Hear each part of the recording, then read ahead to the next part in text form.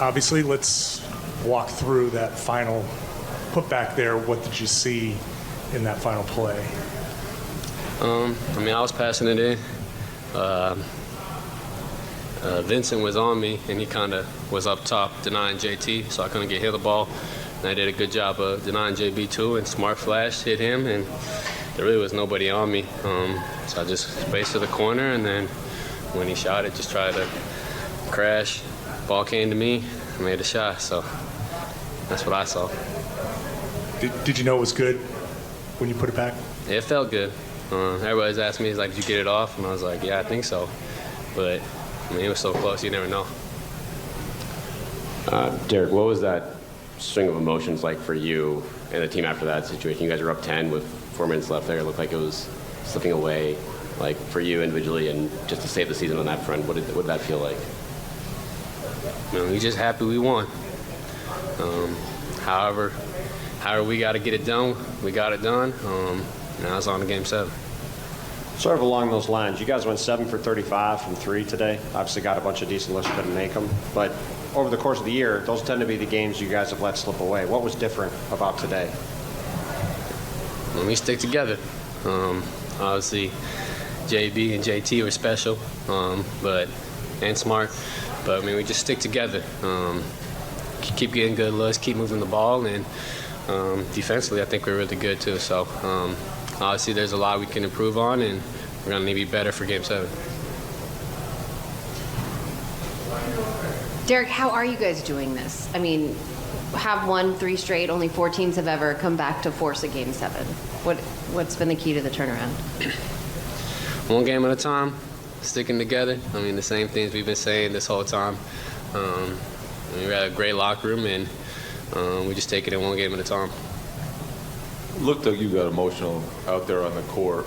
What does this moment mean for you to save the season, an elimination game on the road, to have everything on the ropes, kind of a disaster right before that happened? What does it just mean to you, that moment? I was just happy. Like you said, the season was on the line. We don't want to go home, and so I was just happy we got the win. Joe just said that you guys chose to believe in each other when your backs were against the wall after Game 3. How crucial was it for you guys to get together, kind of reaffirm your bond as friends and teammates before even worrying about the basketball stuff? If you've been around us the whole season, you know how close this locker room is. You see how we're always joking around. Everybody's getting along, and when times are tough, it's easy to kind of point the fingers, per se, but we just stuck together, care for each other, and we got one more game to go. Derrick, when you saw Smart wasn't going to hit you, you darted for the rim. Is that? That seems like you're something you're taught in youth ball. Attack, go for the board. What was going through your mind when you just kind of made an L move? And then secondly, you're a guy who doesn't like a lot of publicity. You're a man of few words, but what's it like to kind of be on the podium, the walk-off interview, the center of attention? How do you deal with that over the next 48 hours and probably all the text messages you'll have when you look at your phone? It don't do no good to stand in the corner there, whether he makes it or not. So I just was crashing the glass, and it came right to me. But yeah, it's gonna be a little crazy. My phone's already blowing up, but get home tomorrow, play with Hendricks. I'm sure he won't look at me any differently, so that would be cool. Derrick, you had a huge game before that, some big threes and an outstanding job defending Jimmy Butler. What was your mentality, and how were you able to come in here and, win this game, will this game? Whatever it takes. It didn't matter when I scored 11 or 20 or 0. We win, I'm happy, and this is my mindset, just whatever it takes. Hey, Derrick, right here. Just kind of piggybacking off that, Jimmy was 0 of 6 when you were on him. What was the approach there in order to try to lock him down, and it's just how were you able to do it?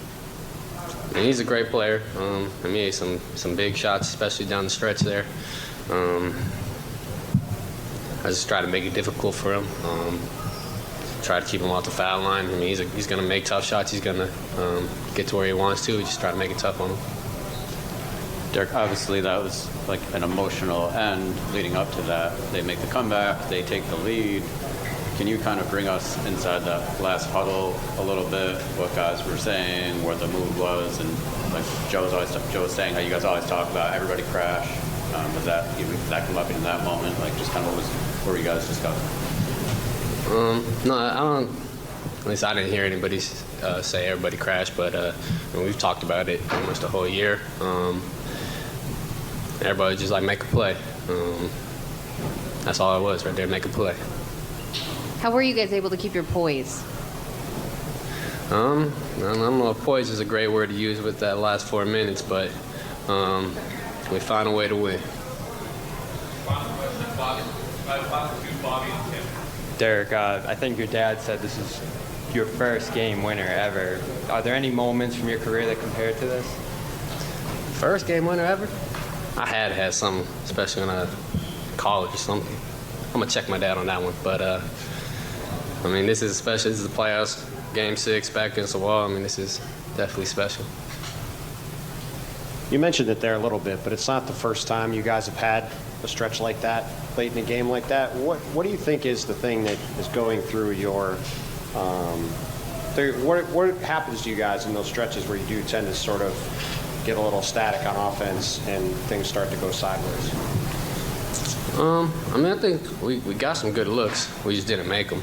So just continue to trust that, make the right play, just continue to trust each other. So, I mean, we continue to get those looks. We have confidence we'll knock them down. Thank you, Derrick.